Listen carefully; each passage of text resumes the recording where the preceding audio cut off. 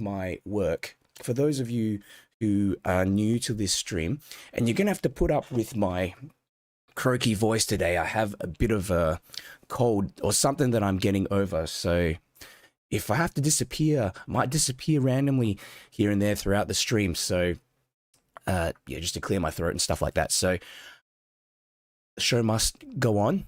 And anyhow, I want to show you some of my work, and this is going to be, I guess, useful for some of you guys who haven't seen my style before, just to give you an indication of what we are going to be working on today. Okay, so my style is a pretty loose kind of style. Normally I finish paintings within an hour or so, and how I managed to achieve that is through a 3-step process, and I really try to simplify this down to just take the least amount of time, but still allow you to get a good impression of a scene, reference photo, if you're painting outside of the scene in front of you. So usually just start off with all the light colors, put in the dark colors and some finishing touches. So 2 to 3 layers. You know, for most people, I just tell them about 2 layers. You should be able to get in a pretty decent impression of what you're trying to paint. Okay, and you know, here are a few more. Some of these, I'll turn this thing upside down, but it's the same direction. There we go. So, you know, another sort of boat scene there. Most of these took me, like I said, about an hour or so to complete. Okay, some of them do take about an hour and a half. Some of them take less, half an hour. But, you know, I really try to maximize how efficiently I paint. So when I paint a tree, I do try not to go over the same area too many times. And you'll find that if you use my method of painting, and especially if you sketch a lot, practice sketching, you won't need to go over areas. And I think in watercolors, one of the things you got to be careful of is over painting, overworking areas that you're painting, because it just doesn't work so well in watercolors. I find that a couple of washes tends to be the best to just preserve that freshness. It's not like acrylics or oils that you can just go over and fix things here and there. So it's a lot easier looks a lot better as well if you do it in a couple of washes. Another Australian landscape that I painted the other day. I'm trying to find something that might be similar to what we're painting today, but actually I've just got this big pile of paintings here on my desk. Some of them, there we go. Maybe something, you've got some buildings and things here as well. As you can see, Zara's asking, is the class going to be available later? Yes, I'll leave the class up later, but one of the big advantages of attending live is that you can ask me questions. So the way that these workshops, the way I basically run these workshops is but we'll keep an eye on the chats. So if you have questions, just leave a message down. Leave a message down below in the chats and I'll get back to you as soon as I can. Okay. And what we're going to be painting today is this sort of house landscape. I actually did a quick practice last night. Okay. And this is on smooth watercolor paper. Took me probably about 40 minutes, 30 to 40 minutes to get through that. So that's what you can expect today. This is hot press paper. I'm going to be using cold press paper today. And the reason why is that I'm going to show you right at the end what the difference is between painting on hot and cold press. There's a slightly stylistic difference you get. Okay, you get more sharper edges and crisper sort of edges, whereas with the cold press paper, you get nicer blending and it just looks, I think for beginners, cold press is better. So we're going to look at them and compare the difference later on. You know, just thought I'd show you a few more bits and pieces that I have here. That's another sort of little house and line and wash bits and pieces that I did in the past. But if it's your first time here, or you know, maybe you're watching along, maybe you've come along to a previous workshop, leave a message in the chats and let me know where you're watching from. Maybe what you are trying to work on lately with your watercolors. Could be something that you're challenged with. Do you have any questions about materials and stuff like that? But yeah, it's always interesting for me to hear where people are from.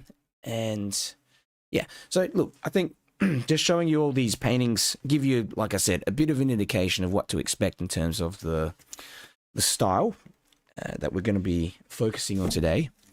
So let's put this all away. And you can see on the top right-hand corner of the screen, I've got the reference photo. And the reference photo, you know, it's pretty small, but I do have the full reference photo available if you go and check the event page.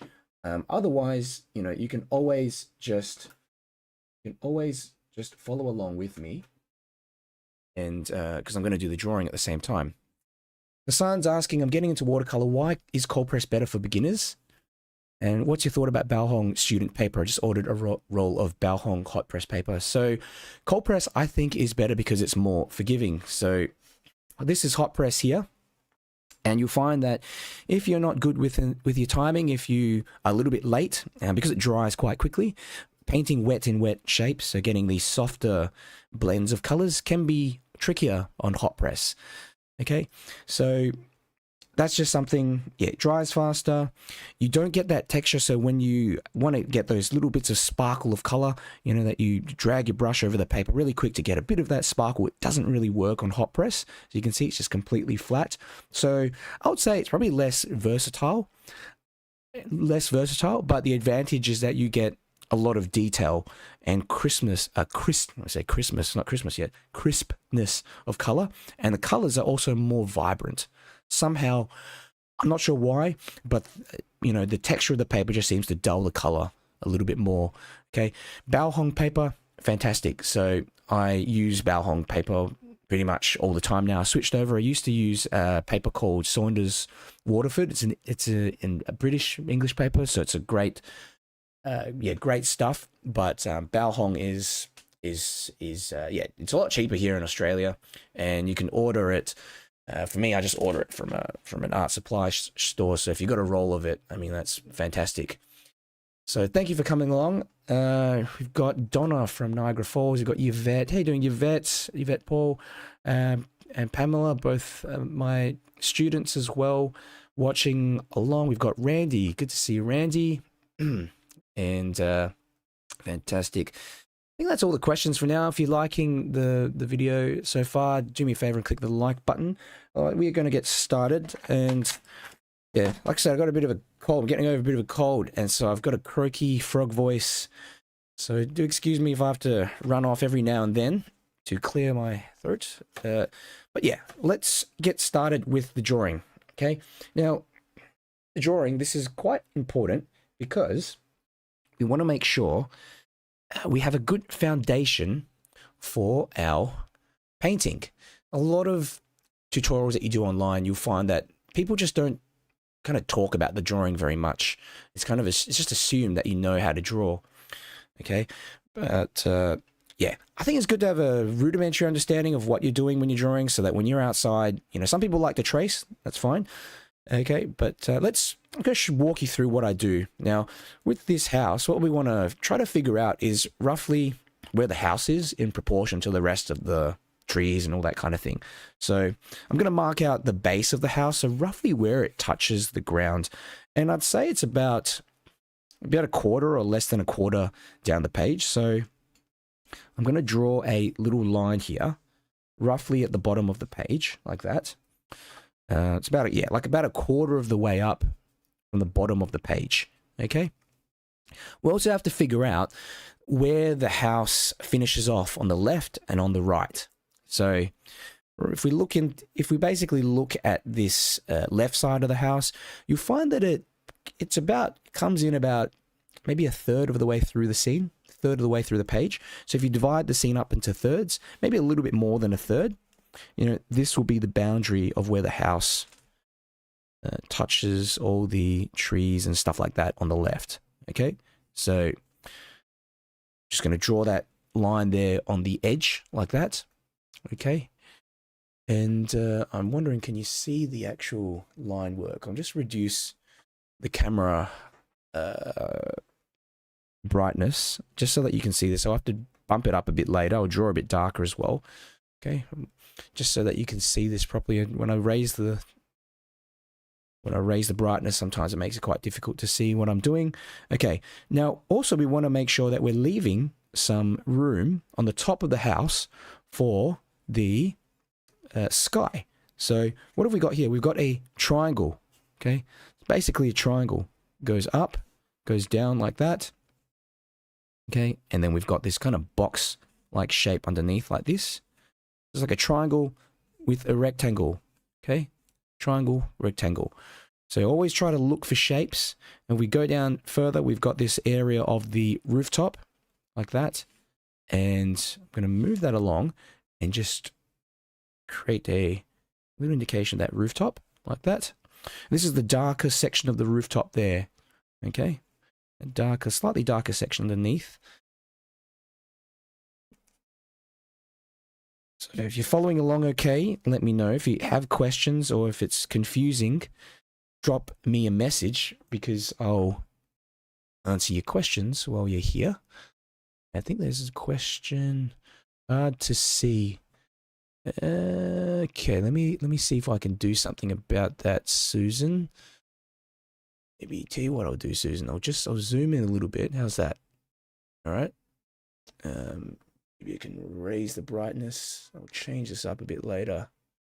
Okay, it's kind of the best I can do with pencil work. Yeah, with pencil work, it doesn't show up on camera very well. So I hope that looks a little bit better. Hey, Carol, good to see you. And for anyone new joining along, leave a message in the chats and you know whereabouts you're watching from. So yeah, so far we've got this kind of roof below. After the roof, and when I do these things live, I often overthink things too much. But you don't have to spend too much time doing this. Okay, it was just a loose sketch of this house, and you'll notice this part of the rooftop, it comes out like that, just off the side of this triangular left part of the building. Okay, like that, and then we've got this other section here again, like another triangular section up here, like this. Draw this in like that. Oops. There. In fact, I've kind of... Doesn't matter. Should be over a bit more to the right, but no problems. And again, this sort of rectangular section there. You've got this part of the side of it like that. Okay. And we've got a bit of a shadow there running to the left-hand side like that. All right, so although the right-hand side of the house, I've just extended that out a little bit more, doesn't matter. We should be able to get this, get it in anyway. I might actually reduce that down later, something like that. Okay. When you're sketching for watercolors, you don't want to spend too much time putting in all the tiny little details.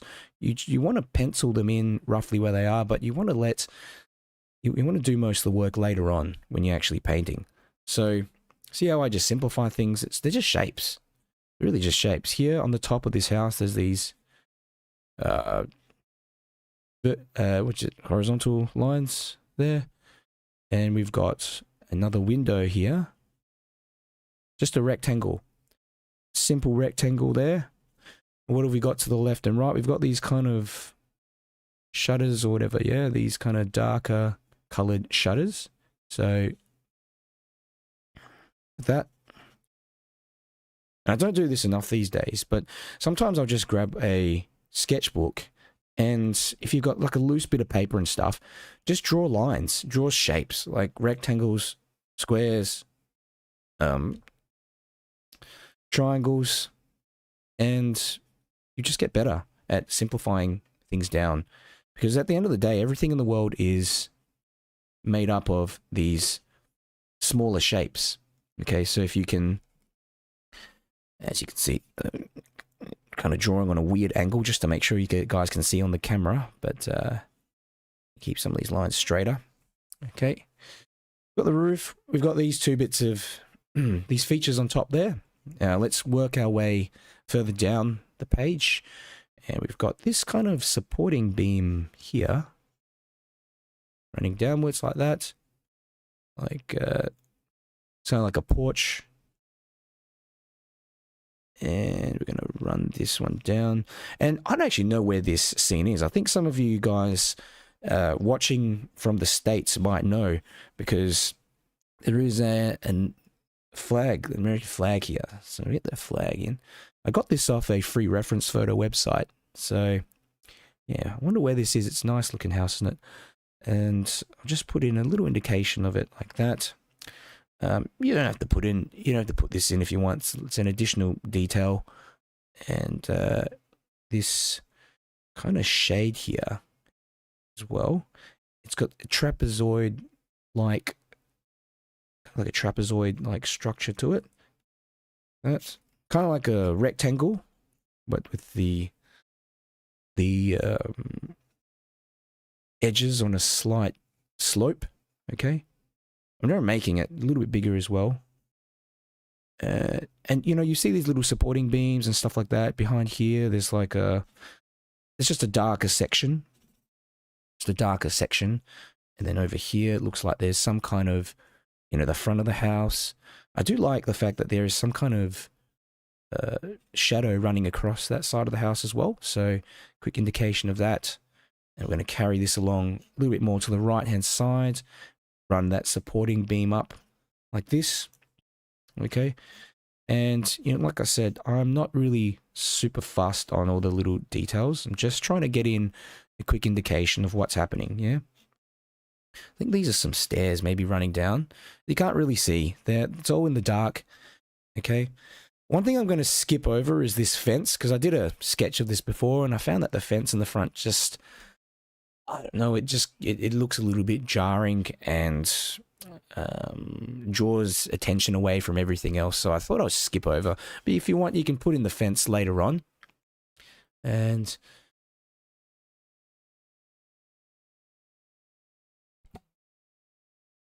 okay. How are we all doing so far? Let me know. We've got nearly 100 people watching. You guys are keen this morning. I actually got up a little bit earlier today in Melbourne just to make sure some of you could make it, because the time difference now is pretty significant. The normal time that I stream, it's like 9 o'clock or something for you guys in the States, and that's definitely a bit too late for most of you. So you've got Polly from Arkansas, Tammy from Milan, Missouri. I didn't know there was a Milan in Missouri. There's Mark from Long Valley, New Jersey, and Angie from Texas. Wow, awesome! You guys might know where this place is. I've no idea, but this is a great little scene because you're going to be able to practice painting houses. You're going to be able to practice painting a bit of nature as well, and understand a bit of how to paint light. And also what I'm going to do is maybe put in some people, just some quick indications of people in there as well. So, okay. Just make sure I get this roof in a bit better. Okay, what have we got? Good. Yeah, pretty much gotten most of this house in already. You know, there is like a window here. And notice how the windows line up. So the one on the top and the bottom are roughly in the same area. So yeah, you know, these little details like that, they do help. If you put shapes in relation to other shapes, you know, everything has to kind of make sense. The most important thing is yeah, just leaving enough, having these two sections of the house separated nicely out. Okay, just underneath the roof. Like that. It should be almost like a 1-to-1 ratio between the roof section and the bottom section of the house. Okay, the roof is too small, it's going to look funny. The bottom is too short, it's also going to look funny. So you kind of got to, yeah, you've got to balance it out. Look at everything in proportion. Okay, now we've got the hard stuff out the way now. We've got the house out the way. Let me check my camera. Is it? It just keeps moving around. You can't see where I'm. Look. I had the camera set up before. Thing just move my computer without stuffing up the rest of the cameras and stuff. It's a pain. Set everything up and then when you go live, it just doesn't work. But yeah. Anyway, we've got Melinda from Sydney. Awesome. Got another Australian here. I'm from Melbourne. I'm from Melbourne. Moved over from Perth 7 years ago. So I'm a watercolor artist over here, and mainly I teach online. I run a bunch of projects online, and yeah, these watercolor workshops is it's something I've been doing for a couple of years now. So it's great. All right, so we've got the house in. How's everyone doing? We've got the house. Any questions so far? Because I'm going to move on to the rest of the scene. Now, oh, one thing I've forgotten is this. We've got this lamppost, you know? This lamppost. And I'm thinking I might actually move the lamppost around to... I'm thinking maybe to the left-hand side, because I don't want it to kind of interrupt the scene too much. So, you know, this is just a little improv thing. I'm going to move that lamppost like here. And you don't have to have this in if you don't want it. Okay, you can put it in the same spot, but I just want to change it, move it over a bit here. Because I found that, yeah, kind of right in front of the building, it just overlaps, and yeah, maybe a bit better over on this side. We'll see, we'll see. Great. And let's have a look. What else can we put in here, guys? Well, we've got all these trees and stuff here to the right. Okay, and I do like the fact that we've got these sort of wiry trees out the back that lost their leaves. Looks like it's autumn. And we've got nice orangey leaves as well on the left and on the right. Okay, so just some little squiggles like that for the trees, the leaves. There's this larger tree here to the right. Some stuff here that's casting a shadow to the left-hand side. And also on the ground, I've left a bit more room here on the ground as well. All right. And I bet I just let's put in a person maybe here. Head, kind of like a rectangular-like shape, and then the legs, I'm just going to put in a couple of these little triangular-like shapes like that. And maybe this person is holding onto a bag. Maybe they're going in, visiting a friend, something like that. There could be a couple of them. Another person here. Okay. Together. Don't make the people too big as well. All right. Maybe just walking towards the house. Okay, because the house is roughly about, it's finishing off roughly about here. We've got these shrubs and things here on the front as well. So I'm just going to pencil in some of these shrubs. Just an indication of where they are, so that afterwards I'm not kind of fumbling around trying to figure out where everything goes. Okay, there's all kinds of stuff here. Really. Oh, there's a fence. There's almost like there's a little fence here to the left. So I'm going to pencil that in there. Maybe it will disappear later. Doesn't matter. I mean, apart from that, the rest of this stuff we can just do with the watercolors. Yeah, we can do it with the watercolors later. Maybe some little guiding lines like this. Yeah, good. Okay, so you should have something that resembles this drawing. Okay, and yeah, like I said, don't worry if it is not perfect. Okay. In this workshop, we just want to get an impression, get a bit of practice in. Okay. And yeah, I'll give you guys a little bit of time to catch up with me. If you have questions or any comments, maybe you're new here, let me know. Let me know down in the comments. We've got Jen from Vermont, first class. Welcome, Jen. Great to have you here for the first time. I hope you get some value out of this session. Lynn from Wisconsin. We've got Mazrina Ina from Malaysia. Okay, Karen.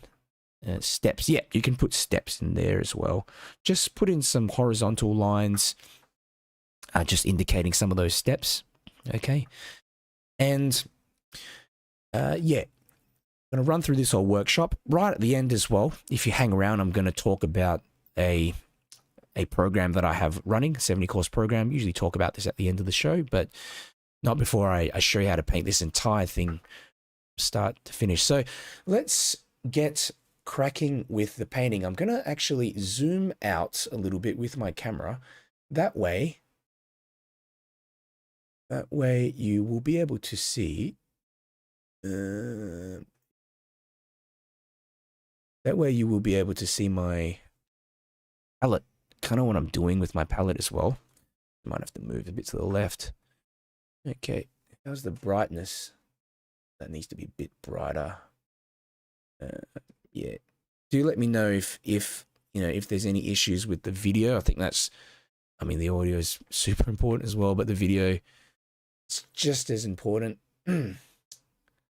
Okay, I think that should do all right. Light over. Okay. Fantastic. Show the steps again. Karen says show the steps again. Do you mean the steps for the drawing? Yeah.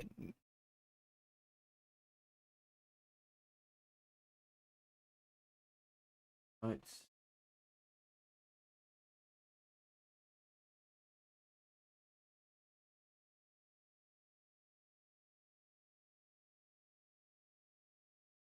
Okay. Angie's asking, how do you determine what center is before you start drawing? Yeah, it's difficult in this particular scene. The house, it's I've kind of plonked it almost in the center of the page, because like if you look at the reference photo, yeah, if you look at the reference photo, the house, I mean, the house is actually slightly to the right of the scene, but yeah, I did put it more in the center of the page so I can get in some more trees to the right hand side. But yeah, normally I will look at the horizon line. I'll look at the horizon line first, or just basically where the house hits the ground, and I'll draw a line right there. And then I'll look at big shapes, for example, the top part of the house, see where it lies in relation to the rectangular space on the page. So I know there's space to the left, just determining how much. And so I thought, okay, there's about a third of the way through the page, the house starts about there. So that's where I've placed that part. It's difficult to explain, but as you practice and sketch more, it becomes easier. And then, yeah, you can be flexible with some of these elements as well. I think the most important thing is, for example, when you're looking at the floors of the house, the roof and the base of the house, the entry of the house, this section here, these have to be in proportion. Can't have the bottom part too small, because the door will be too small. Everything like that will just look out of proportion. So you got to make sure the top and the bottom are basically in balance with each other. And if you look at the top, they're basically around the same height. Okay, 1-to-1 ratio. Okay.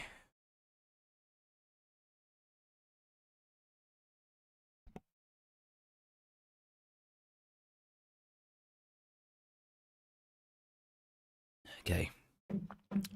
Righto. Let's get started. Got about 80 people watching, which is great. Yeah, and again, if you're new, you've just joined, my name's Darren Yeo. I'm a watercolor artist based in Melbourne, Victoria, and just running these workshops for a couple of years now. So if you have any questions, leave a comment and I'll get back to you. And yeah, we can chat to each other as well. People make friends with each other in these chats from time to time. All right, so first step we want to do is we want to get in a light wash of color. So we want to look at the reference picture and look at where are the lighter scenes. So here we've got some orange. Okay, I'm just picking up a light wash of orange and I'm putting that in here. This is a mop brush, okay, a watercolor mop brush, which is basically a large brush that has a larger belly, so it holds lots of paint, but it also has a sharp tip which allows me to cut around objects. Okay. And let's go here, bit of color there. Notice how I use the side of my brush as well. Side of the brush is always good. It's autumn kind of colors. I love painting autumn scenes. Using a color called quinacridone burnt orange. Just use whatever orange that you have. You can even mix your orange. If you've got a red and yellow, that's all you need. Red and yellow, mix your orange, then what I do sometimes is mix a tiny bit of blue back into it to just dull down the orange. When you mix complementary colors together, they just produce a dull version of whatever color you had. So there we go. A bit of that orange. What else? I'm using also a proportion of paint that is very light. Like I mentioned before, very light. And in order to get lighter colors in watercolor, you just have to dilute. So just add more water, essentially. All you need to do. A little bit of water, a little bit of extra water, and you're done. Okay. Not really an orange behind here, but I want to put that in anyway. I just want to be careful to cut around some of these. Oh, I've already kind of stuffed it a bit, but cut around some of these little pillars, these supporting pillars, so that we leave some of the white. All right, the white is going to be left all the way to the end. Okay, more of this orange. Okay, so essentially I'm just painting all the light areas first. All right, and we do need some greens as well. I'm going to pick up a bit of green, just a bit of light green. A little bit of light green here. I've got so many greens, don't bother too much about what exact green that you're using. Just make sure that it's diluted down a bit so that we can mix some of these colors together. All right, see around the sides of the house, we've got this kind of greenish color, and look at that. Just let that, some of this green mix into the orange as well. Don't worry too much about getting anything accurate at this stage, except just cutting around shapes that you want to leave till later, like that lamp. See, I'm just cutting around that lamp. You know, you definitely don't want to go into the house yet. Hold the brush a little bit further down as you get towards the house, and this will give you a little control so that you can cut around the house without going into those white sections. Okay, that's there. Just going further down. This is, again, just that same green that I'm using. It's really light, this green. I've even put in some yellow here as well. Let's put in a bit of yellow ochre for that fence. More of this green, just a light green. And, you know, again, just cutting around some of these people that I painted in before. Side of the house. Then we've got these shrubs here, like that. Notice as well, see how I'm just kind of connecting everything up? I'm just letting all the colors blend together. That's really going to make your painting appear more cohesive and more natural when all the things just join up. If you look in nature, things are very rarely in isolation. Things join, overlap with each other. And using this kind of style or method of painting that I use, it just helps to portray that kind of effect. Okay. Now I'm going to drop in some green here on the right hand side. This type of painting here, it's called wet in wet painting. So you are basically just letting the colors mix together while the paper and the paint is still wet. And a lot of beginners get terrified of doing this because there's a lack of control. A lack of control.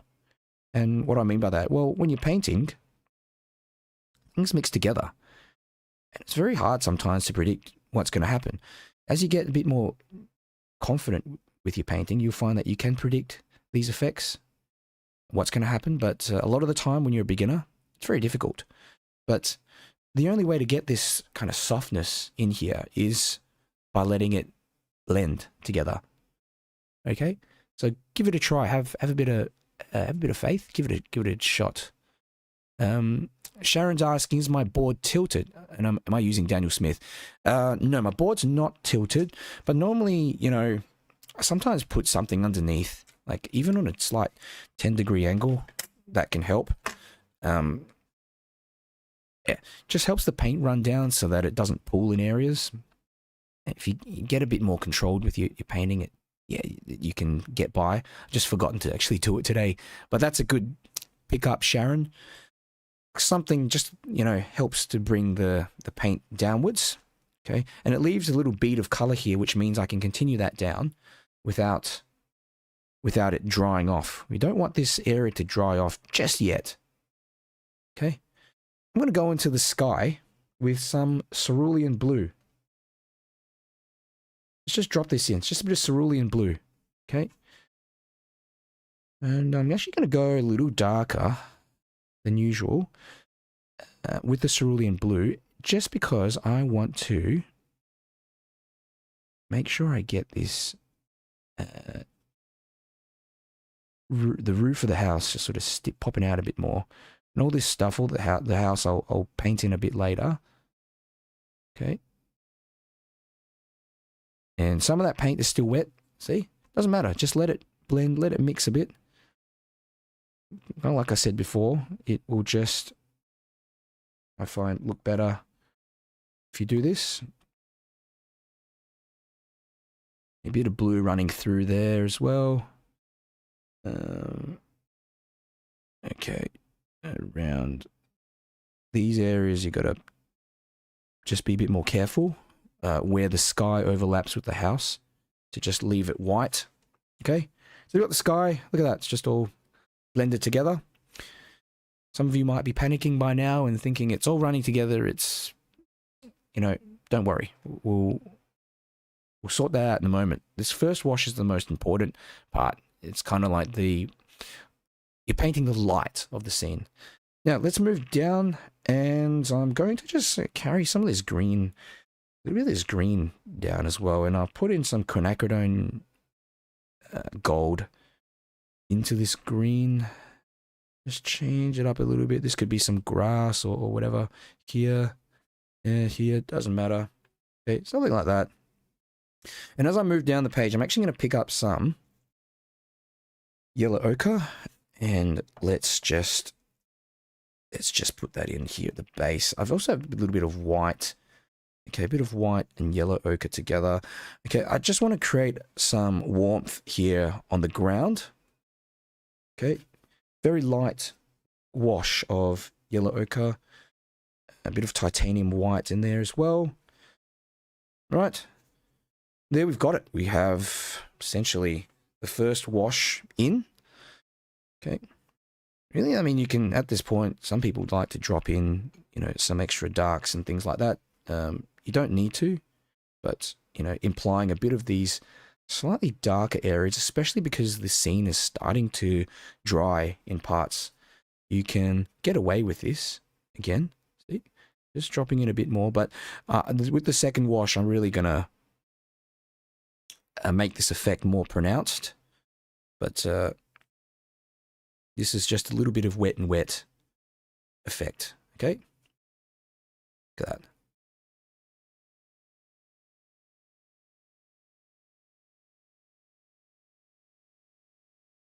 Look at the lights and the dark areas in the painting, in the reference photo, I mean. And if you can do that, you can sort of figure out roughly where to drop in some of these darker bits of paint. Okay. When you're dropping this paint in, make sure that you're picking up a higher concentration of paint. You don't want to add too much water in here. You really got only one chance to get in a lot of these wet and wet shapes, so yeah, don't beat yourself up if you don't get in any of these slightly darker spots. Just a bit of practice. Okay, so we should have something like this. All right, and what we want to do is start working on the house now. And Sharon is asking, also, am I using Daniel Smith? Yes, I am. Yep, I'm using Daniel Smith paints mainly. I'm also using Holbein. I'm also using some Schminker paints as well. But yeah, with a lot of these granulating paints like the green and the orange, they're Daniel Smith paints. This cerulean blue is Holbein. So yeah, it's not a huge deal. As long as you've got some artist grade watercolor paints, you'll be completely fine. Okay. How you doing, Olga?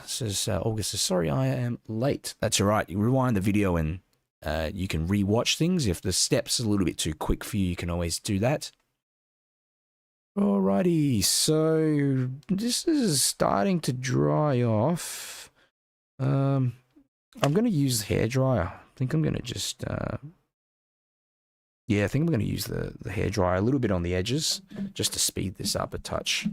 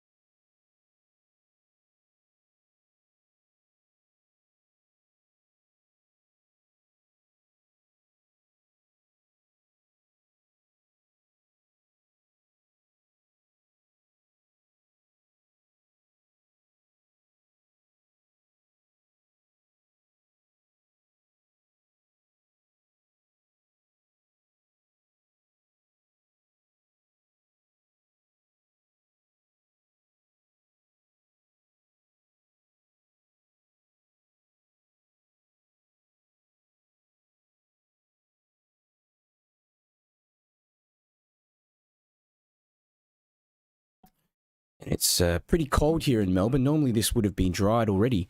The hairdryer is a great little hack. Okay, so let's start working on the house. And for this, we're going to use a smaller brush. I'm going to use a little round brush. I do have a couple of round brushes, synthetic round brushes. I'll probably get away with that one, but yeah, I'll probably use this one actually, the bigger one, just to save myself a bit of time. Now, one of the important things with this house is that you got to remember that a lot of the white areas must be left. Okay, so we don't want to mess around with gouache if we don't need to. So I want to mix up a bit of grey. I do have some grey already left on the page. I'm going to mix up a grey. I do have already neutral tint, which is kind of like which is already a grey. But if you've got a red, yellow, and blue, mix them up. But add a tiny bit more blue because I want to make this rooftop kind of we got to make sure the rooftop is darker, but yeah, it's darker than the sky, but we don't want to have it too dark as well. So something like this, maybe about 20% paint, and the rest of it just water. Okay, I'm just trying to judge roughly how much paint I've got in here. It's difficult, but cut around like that. Oops. I put up some green by accident, right? And we're cutting around, if you have a look, we're cutting around all the white areas here as well. Just bound that edge of the roof where it touches the sky. Just want to get that quickly in like that. Okay, there we have it. Moving down. Okay. If we leave, yeah, if I get a little bit of white left over on parts of the roof, I'm not fussed. Just make sure you're leaving the bits that are white, like this area, that area there. Okay. And yeah, just paint that roof a little bit darker. Don't go too dark. Okay. We still want to imply that the light, which is coming from the right-hand side, is hitting the rooftop. Okay. Nice little coat of grey. Yeah. Not too much work at all. And I want to carry this down as well. I did notice one thing. This kind of rooftop has a little bit of light here, a little bit of darkness over here. Let's just get this in. Where is it actually? There. I've simplified this down a little bit as well.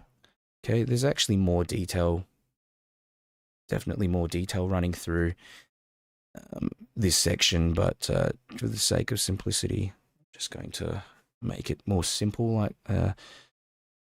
you look at the actual reference photo, there's bits here in the house, and it's actually, yeah, I might actually be able to go in and put in, yeah,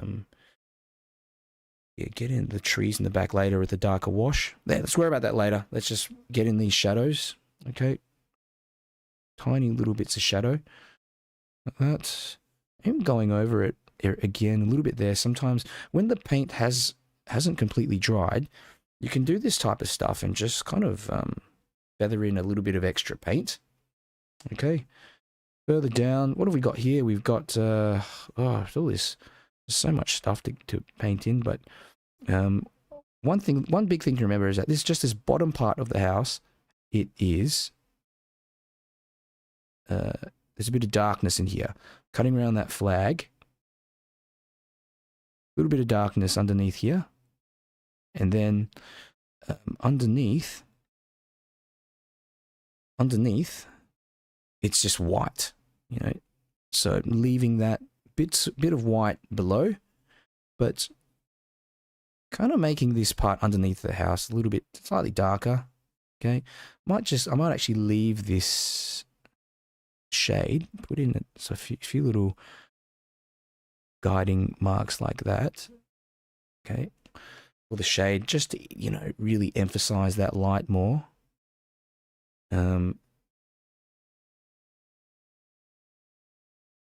There. Okay.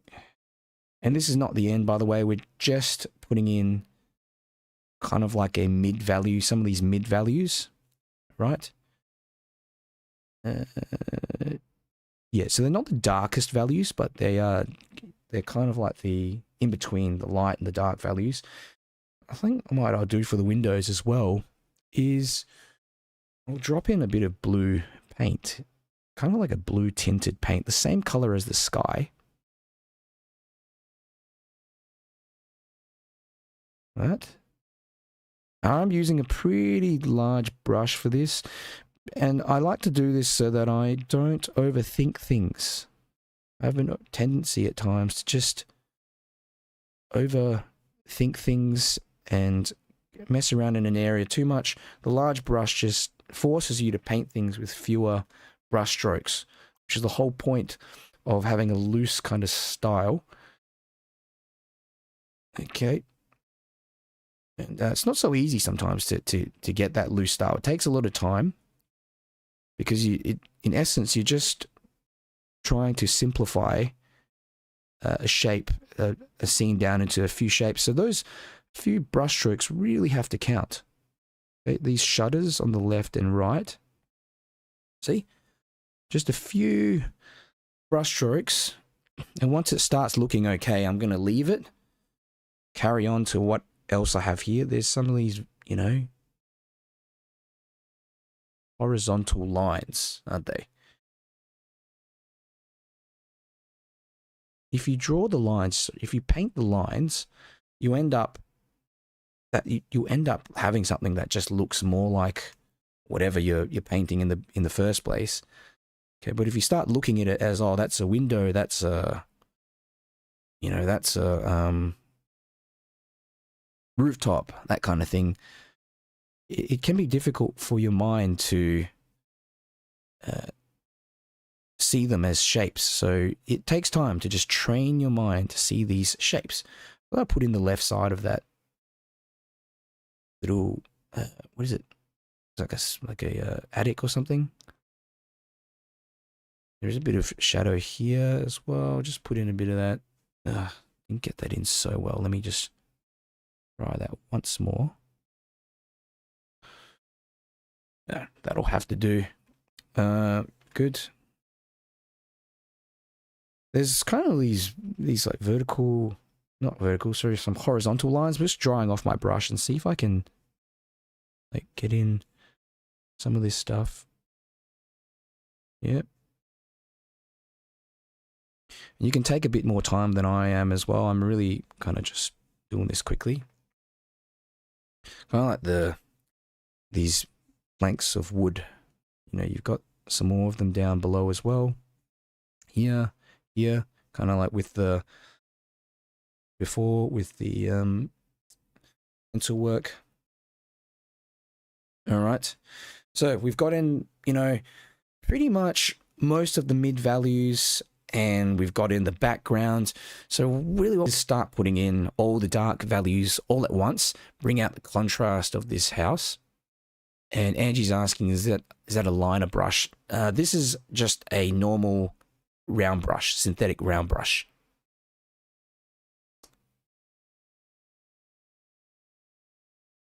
Okay.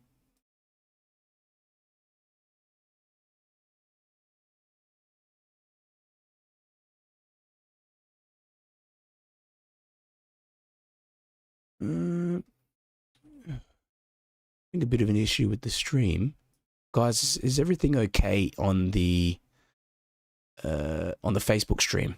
Kind of just bugged out for a moment, but it seems to be going okay now. I don't know what happened there, but let's continue on. Yeah, let me know if you can hear and see me okay. We should be done very soon.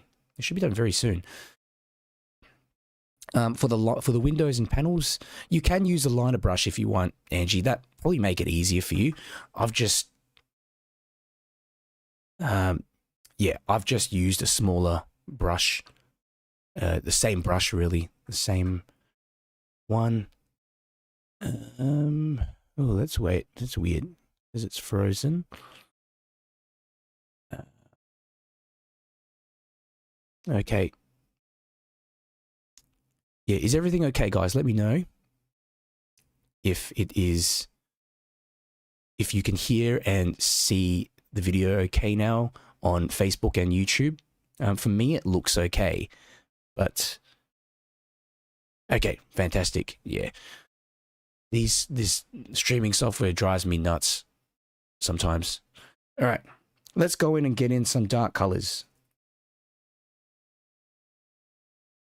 Darker green, and I'm gonna just put some in here in the background. And another thing I sometimes like to do is carry a little spray bottle. The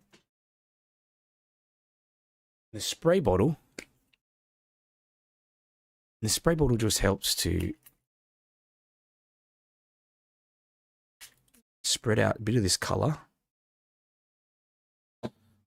so that it doesn't look too so it doesn't look too too sharp.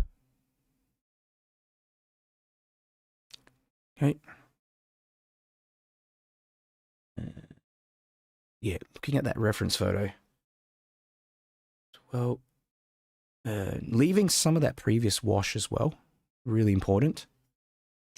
Okay, want to leave some of those mid values, the other bits of green and stuff like that. But one thing I like to do is just make sure that I have, cut around the house better. Okay, I'm going to go in a little bit like this and cut around this part of the house a touch there. Okay. This will really help to bring out details of the house more in sections anyway. But good.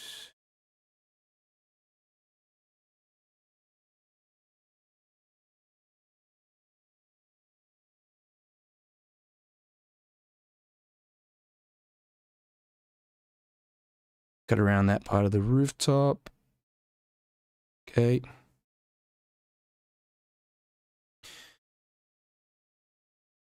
And we've got these figures, also these people that I will cut around a touch here. Yeah, just greens and blues. Greens and blues. Okay. And remembering just to try to leave some of that nice orange that we had there before. And the leaves and things. This is just increase the contrast a bit more. Cutting around the figures still. Okay. Okay. What else do we have? We've got shrubs, things like that as well. Get this bit in here to the left here. Let's get in a bit more darks up the top here. what else do we have? This right-hand side, we've got lots of dark areas. I'm going to pick up more green and also a bit of neutral tint, maybe a bit of blue to drop in here. It's a really dark sort of area like that. Even within here, there's some bits and pieces as well. Okay. Trying to make every brush stroke count. Right. Across. And some more blue here. Yep. So on the ground, yeah, I'm just going to put in some sort of shadow shapes, I suppose, coming in from the left. That. Also on the house here, there's a little, some sort of shadows there running across that white part of the front of the house. Okay. Not only that, you've also got shadows running to the left, some of these shrubs like that. So simplifying this down a bit. But yeah, you kind of just put in a bit of darkness to the left of the shrub and then carry the shadow to the left. We've got these people here as well. So that's going to need a bit of work. And little details for the trees. Something I like to do is pick up a really dark value, like a brown, lots of paint, not much water, and we can just use this section here. Check this out. Just a few little brush strokes running up, all right, for these trees. Now, I normally spend a bit more time doing this, but the sake of this particular workshop, just to make it a bit more speedy, I will do this quickly. Okay. You're kind of using the tip of your brush to apply these branches. You just touch and go on the paper. All right. Another thing it does is that it helps to join the sky a little bit with all these darker shapes below. Okay. So much going on in here. Okay. There's also some of this stuff going on to the left, but I think I will make some of this stuff up here as well. Kind of get maybe like some branches running through there. There could be some branches running through here. You don't have to do this, but I'm just kind of want to create a bit more variation in tones and values. Going to make it look more interesting if I do this. Okay. Good. Continue on. I mean, we've got all these shrubs and things here again, but yeah, I'm not, like I said, I'm not really fussed about detailing all this. Okay. The longer you spend on it, obviously, it's just going to look, more like these shrubs and things. Okay, but yeah, a couple of legs, both of these figures, and some shadow running to the left-hand side as well. Joining everything up like that. Okay, good. It feels missing. I feel like there should be something running across here on the ground. I don't know. There's just something that I think we could just put in a bit of blue running across this area. Like, no, it's not there, but there. Okay.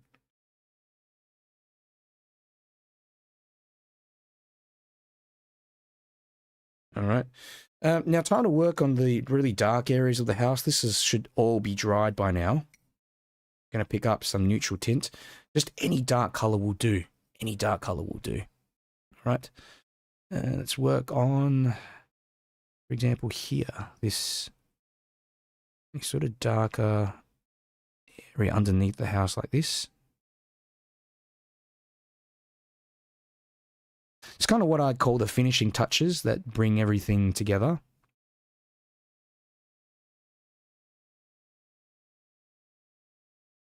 Okay. And I'm using a lot of paint It's almost 100%, about 90% paint with about 10% water, just to make sure that it, you know, the paint's activated properly.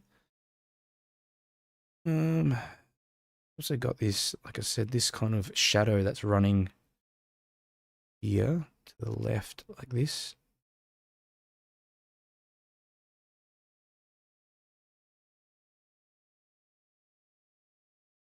That's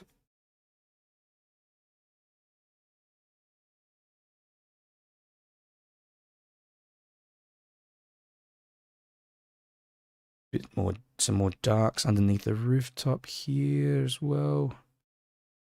Okay, really trying to go fairly dark with this wash. You know, there's a couple of these shutters here, darker sort of shutters within the windows here as well. Vary this color a bit too, but this area needs to be darker, that's for sure. So cutting around that flag, and there's actually a bit of a shadow here underneath, isn't there? There. A bit of a shadow on the building, and here as well. Right.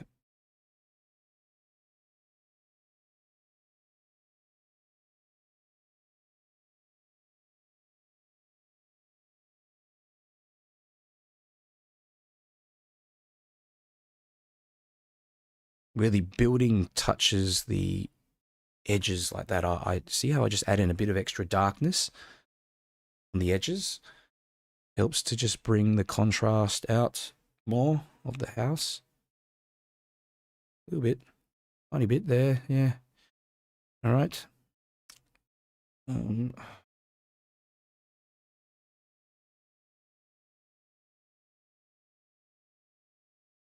Should probably put in a bit more darkness running to the left there for some of these shrubs. Okay. How are we all going? How are we all going, guys? You're doing very well.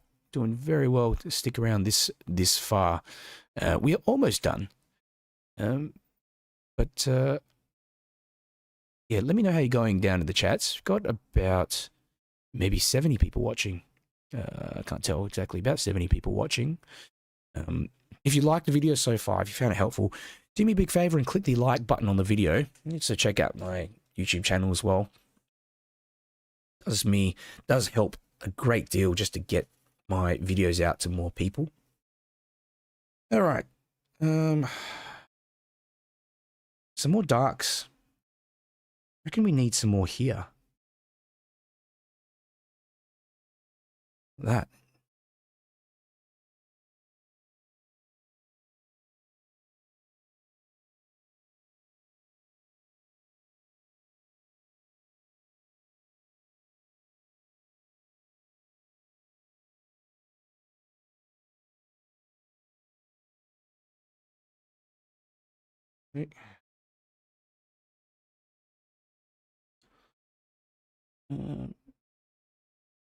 It's really just little finishing touches. You know, the shutter, maybe a bit more dark values. Some parts of the shutter like that. You know, you'd notice on the roof a little bit of darkness on top there as well, kind of like the outline. That you can just play around with that. There's this here. Right there, the roof. There's also a shadow that I've forgotten to get in, but it runs like this.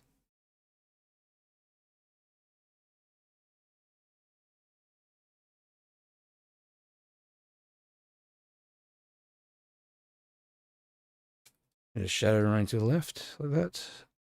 Yeah.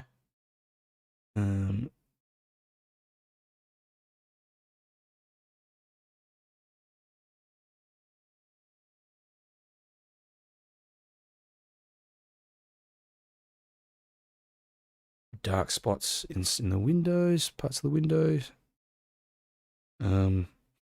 Maybe some texture on the roof. Might regret this, but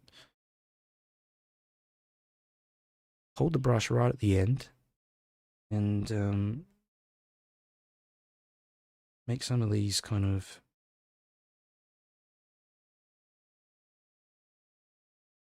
line marks on the roof.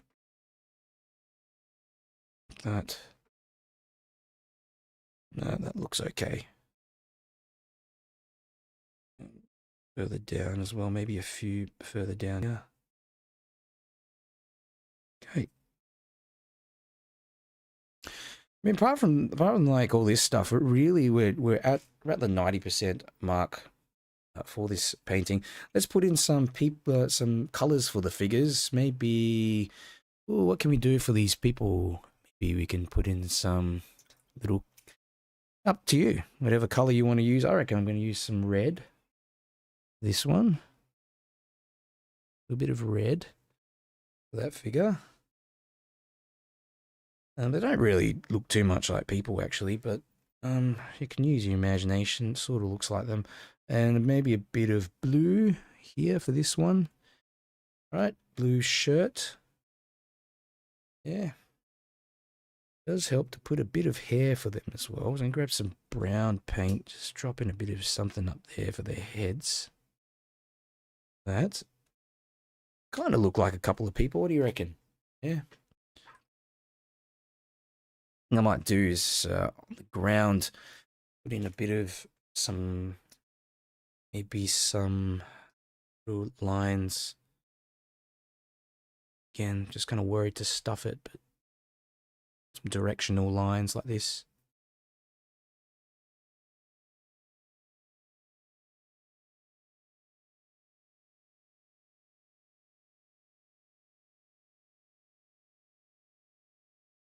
Make it look a bit more three-dimensional.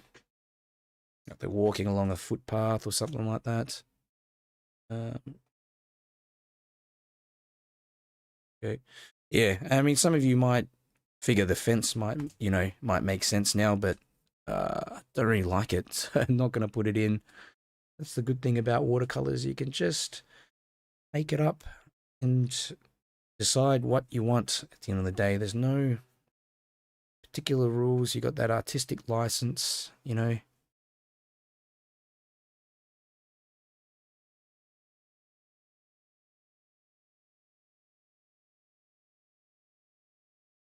Some of this fine detailing sort of line works probably best left right to the end, like as you can see here. Just makes it easier as you're going over the top of previous washes.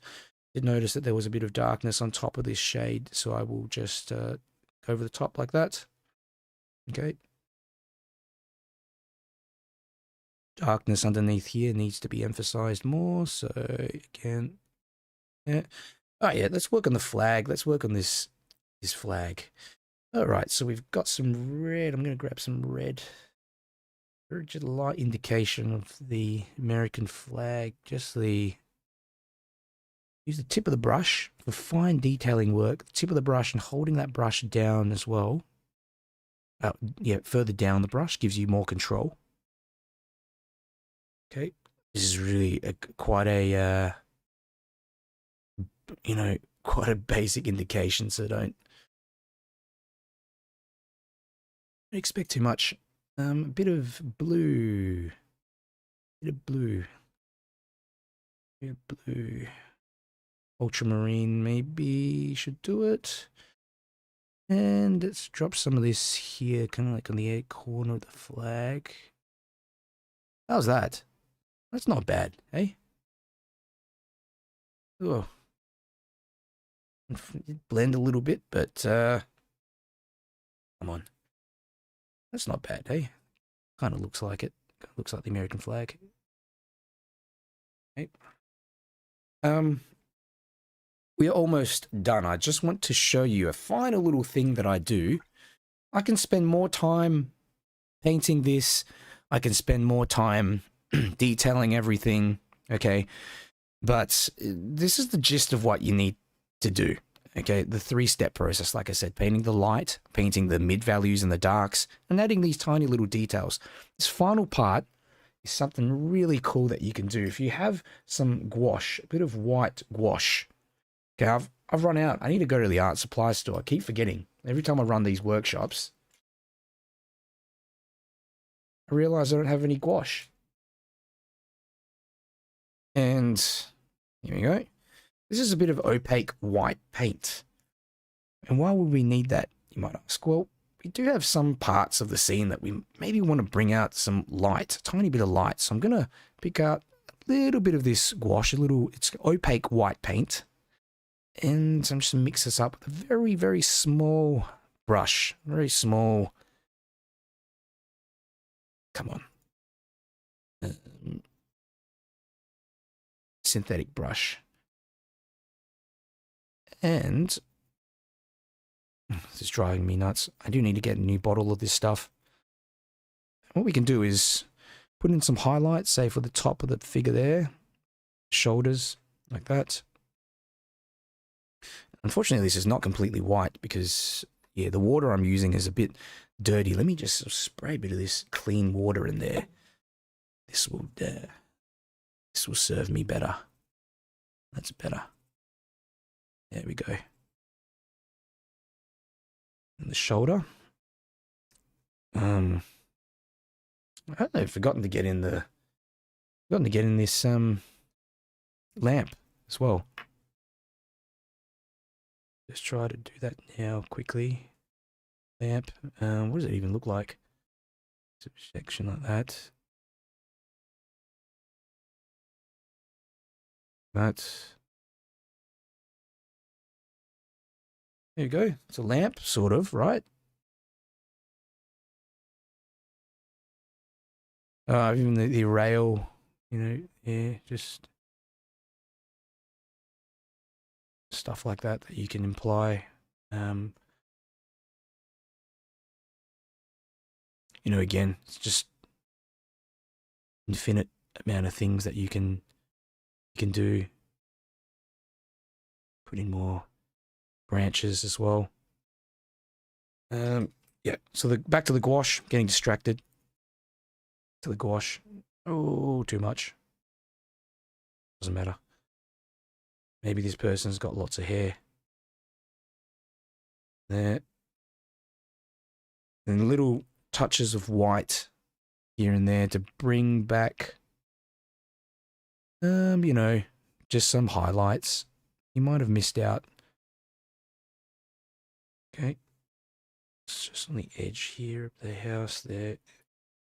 Tiny bit of white might help. Come on.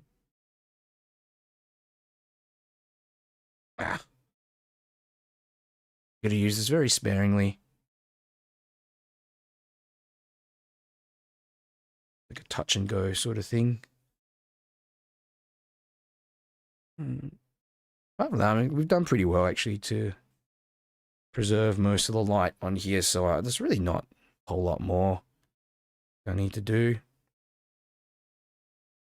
You know, later on down the track, I might go and work more on it. Let's take off the paper. And hang around for a little bit. If you've got some time, I want to talk about a special program that I have running. Especially if you've enjoyed this workshop, you get a lot more value out of this bigger program. I've been running it for a couple of years. But how did you go today, guys? Let me know in the comments. Did you enjoy the workshop? Is there any feedback? Do you have any kind of final questions as well? Okay. Pretty basic, pretty basic house portrait scene. But as you can see, it takes about an hour. Less than an hour if you're quick as well with it, get a bit faster. But, we talked about how to simplify down shapes when we're drawing and how important the drawing is. We talked about the different layers, painting the lights, painting the darker areas, putting in some of those final touches to kind of just tie everything together, because we've got all this looseness. So if we have a little bit of, a tiny bit of extra detail at the end, you notice that it just ties everything together. Some questions as well, if you've got questions. Anna says, thank you. Did you start with perfectly dry paper? Yes, completely dry paper. So the areas here, I wet with the lighter color first, and that's how I managed to get some of these softer sections in there as well, going over the top of things. Okay. Okay. I'm going to run a little presentation. I'm going to wait for some of your questions as well, but give me just a moment. I want to talk about a program that I've had running for quite some time now. And give me a second. Just switch over to my other screen. Okay. So this is the program that I was mentioning about at the start of the video, through the video anyway. So it's a 70-course Watercolor Essentials program. And a lot of times I do find that when I'm talking to my students, you know, they have these simple frustrations. You know, they can picture a painting that they want to create. They can picture that end result, but they're just not sure how to get there. We talked a little bit about how to get there today in terms of planning your painting, making sure you've got the drawing in right, so you've got a good blueprint. Then the 3 steps after that, you know, painting the lights, painting the dark colors, and then painting all the little finishing touches. And you can see here, you know, these are a couple of paintings, one from the past, about 2013, 2014, and then one kind of recently, it was about couple of years ago, I think I did. So there's a big change in between these 2 points, but there was a lot of frustration, a lot of times that I wanted to give up. You know, understanding the process of painting, again, just like what I was mentioning. And, you know, another struggle you might be able to relate with is learning how to layer, how to mix and layer your paint. You know, we used a lot of wet and wet techniques today, and different concentrations of paints, and knowing how to mix your paints properly, getting the right color, getting the right consistency, knowing how to layer it, and the timing is so important, because otherwise you end up with this messy puddle, which you don't want, you know. Other things you might be able to relate to as well, you know, getting bogged down in the details, struggling to loosen up your style, and, you know, seeing those same results every time you paint. You know, the worst thing is just losing your patience or confidence. And you see this all the time, you know, run a bunch of groups, watercolor groups on Facebook, and people often just question whether painting is right for them, whether you might ask whether you've got any artistic talent at all. But deep down, you have that dream of producing beautiful paintings you can be proud of.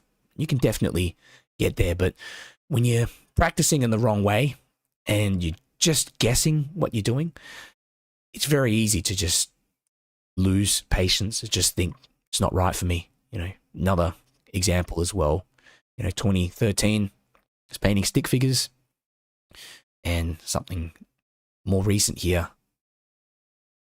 So I want you to imagine if you could understand all the essential steps you need to create a beautiful painting. You know, loosen up and drastically improve your paintings. Accept and learn to work with your mistakes. You know, I made tons of mistakes today, but what did I do? Just continued on, turn it into something else, fix it up later. You know, seeing your work, seeing your painting through to the end is so important, because that's where you learn the most. Understanding color mixing and applying watercolor techniques easily. You know, imagine if you just had the confidence to do all this stuff. And, you know, another before and after, 2013 as well. And yeah, another sort of scene here. This is of Bhutan, actually. You know, imagine you could feel confident, immersed when you're painting, excited to start a painting, because you know the steps and techniques to get to the finishing line. You know, every painting I do these days, they turn out to be a certain standard. Even if I don't like them personally, there's still a structure, and it still looks like something, still looks like a finished painting. You know, I remember when I was painting in the beginning, and I would get very inconsistent results. I'd get good paintings, I'd get ones that just I was really unhappy with, but it improves. Knowing this process improves the consistency of your painting, so that every time you start and finish a painting, you end up with something that you can be proud of, you know.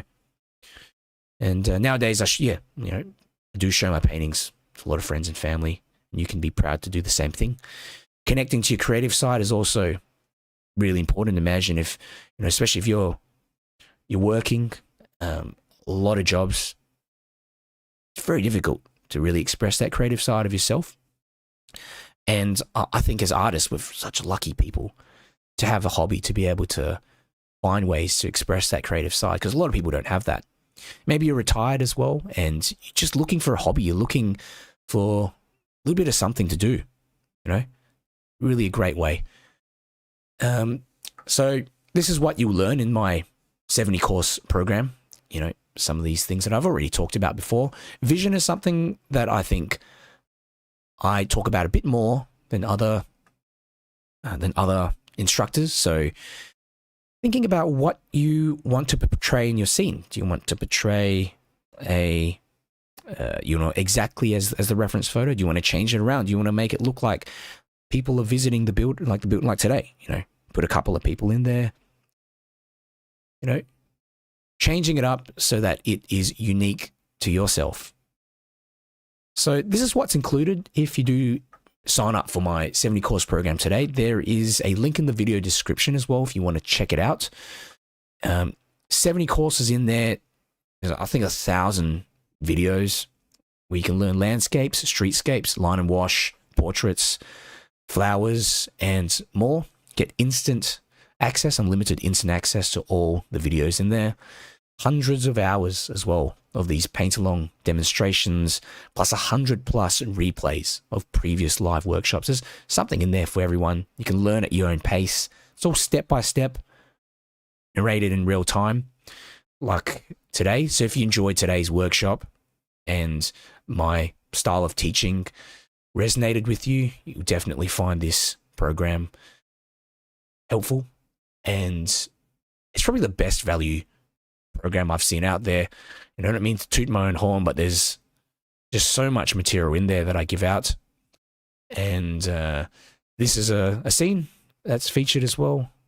What else? These are all scenes that are featured. Couldn't put them all in there because it's just too many. Some portraits, if you want to learn how to do portrait painting. So I'll just flick through these to give you a quick overview of what's included. These kind of atmospheric scenes, a lot of wet and wet techniques here. Line and wash, all this stuff. All these scenes and more are included. Okay. Here are some of my teacher ratings. I teach on a variety of different platforms. The platform that I've linked in the description is my personal platform. Allows me to provide the best value. Just basically lump all the courses together and give them to you for one price. So these are some ratings I got from Facebook. 5-star rating. It's gone up now. I don't know how many ratings there are. I think there's about 200 or so. I haven't checked. But it's around 5 stars. I think 4.8. 4.51 star out of 5 in other external platforms where I sell my courses. These other platforms, they charge up to $30 for each course. So if you can imagine, for this 70 course program, you're getting a lot of value because you're getting them all in one. Some reviews as well. Yeah. Student testimonials, that I'll show you some of these as well on some of the sub-content that's included in Watercolor Essentials. Okay, so I'll pause the video. You can pause the video and have a read of these if you want. So if you sign up today, there's a couple of specials, a bunch of specials that you get. So first is that you will get a tailored feedback bonus. So this allows you to think like an experienced watercolor artist. So the first 2 months you can email me, send me your paintings, give you some direct feedback. That's really going to save you time. Okay. Like I said before, a lot of people, when they're painting, they tend to sometimes practice and do the same mistakes over and over and really discourage you. So being able to get some feedback, and I can really just see where you're going wrong and what you're doing right as well, is going to help you improve faster. Second bonus is that you get access to our private group and priority support. There's third bonus as well, which includes obviously the access to the 100+ previous live workshops that I've run. And there's so many different references and scenes that we've done in our previous workshops, 1 to 2 different paintings. Some of them have even 4 different paintings. And you also get exclusive links to the references and tracing stencil so that you don't have to draw if you don't want to. So this is the price of the Watercolor Essentials program. So 70 full courses, couple months student support, you get private access, group access, as I said before, and all the previous workshop replays on top of that. Normally, the price is $497. That's the general price that I put it up as. But if you purchase today, you can get it for $297 through the link in the video description. If you want to learn a bit more about it, yeah, just let me know in the comments. I'll send you the link. Check it out. These workshops that I run are completely free. You know, every month I run these for free, and I'll always run them for free. And I find that works out pretty well for me because, you know, if you are interested, sometimes, you know, about 3 to 5% of people will purchase it, and, you know, that's fantastic. It makes it really worthwhile for me. But here's the link down below, and it's available today.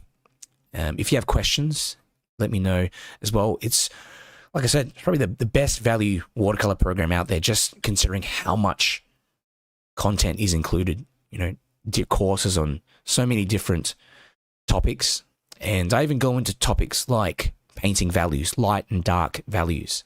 I've got a specific course on that as well. So if you're serious about improving your watercolors, yeah, check out that link. And I'll flip back now to the main scene. Here I am today. I'm going to check the comments. We should be able to go into the program itself too, just to show you a little preview of what you get included in the Watercolor Essentials program. So this is the Watercolor Essentials program once you enroll. Got some instructions here on the side. Okay. And you've got all the courses here to the left of the scene. Not the scene, left of the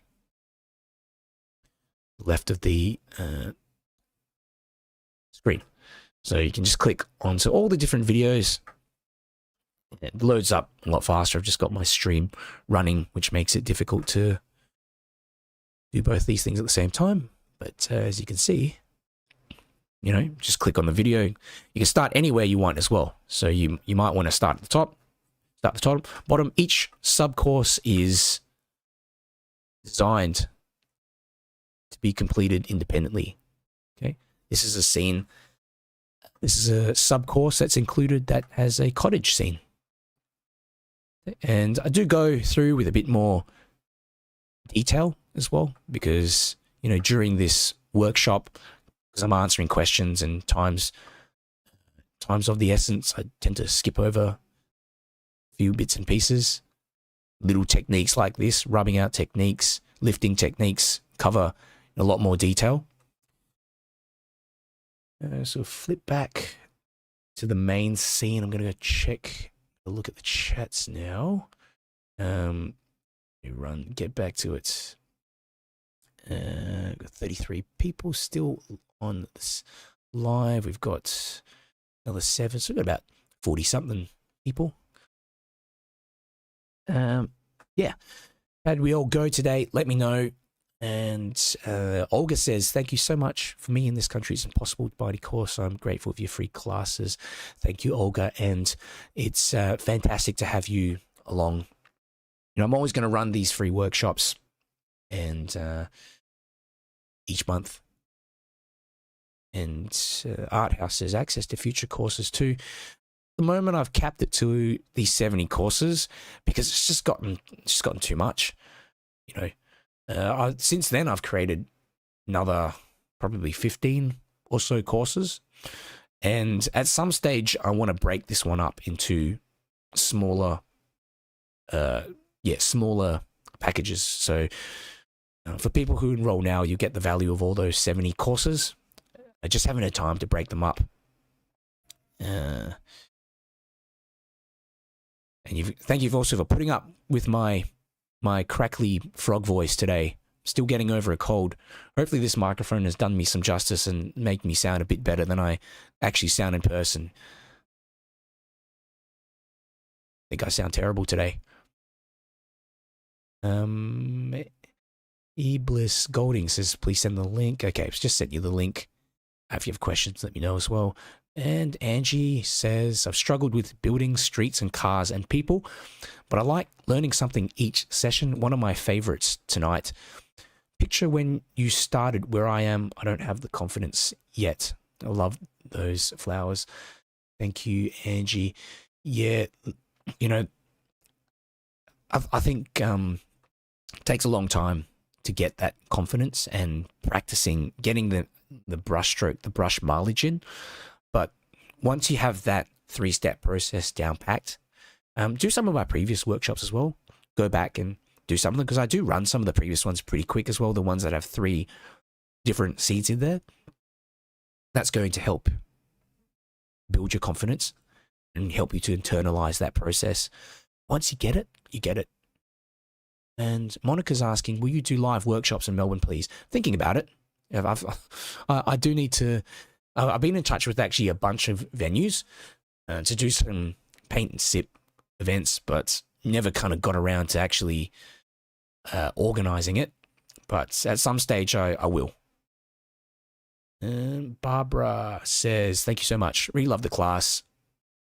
Do a lot of line and wash. So my own style of ink lines at the end. Yeah, line and wash is different. You get, you know, the line work shows through. Anne says, I've tried live demos before. It's always turned to mud for me. This is the first time I've been satisfied with the result. That's awesome, man. I love to hear that from students and people when they attend my workshops and they actually end up with something and they surprise themselves and like, hey, I can do it.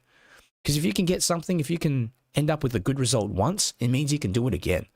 So don't give up. Don't give up. Polly, thank you, Polly. And Lynn, thank you, Lynn. Says, thank you. Loved your discussion as you sketched. Awesome. Olga, layers and negative painting. Jen says, I don't normally do buildings, but I'm intrigued by the lighting. This was a great inspiration. Thanks. I can't wait to try one. Awesome, Jen. Check it out after. Olga says, great. Really enjoyed this class. I am old, can't move to go to classes, so this helps a lot. Yeah, it makes it easier for me as well, teaching online. I do try my best to make this as immersive as possible, getting back to your comments and just, you know, talk a lot as well to help you know what I'm doing at that particular time. The advantage is that you can also replay this workshop.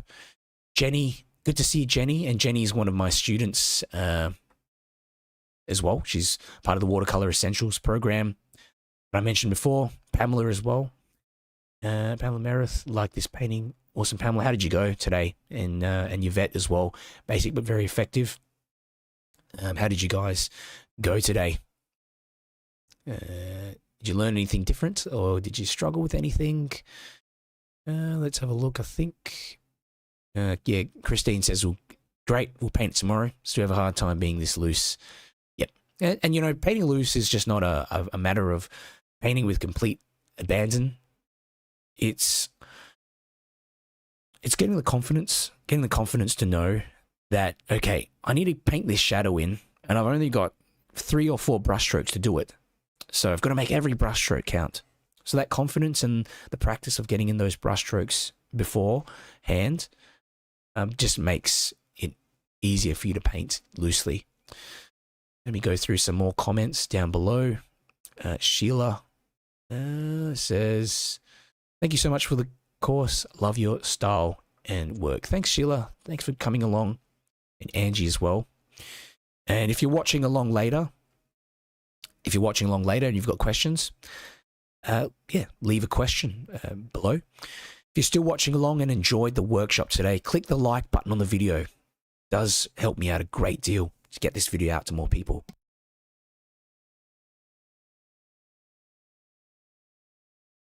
Okay, Maybe give you guys another couple of minutes if there's nothing else. Yeah, if there's nothing else because I'm losing my voice. Might end this very soon. I'm quite surprised I've made it through without losing my voice completely. Though I do sound like a frog. Right, all right. I think that's it. Thank you for coming along today, and I will see you next time.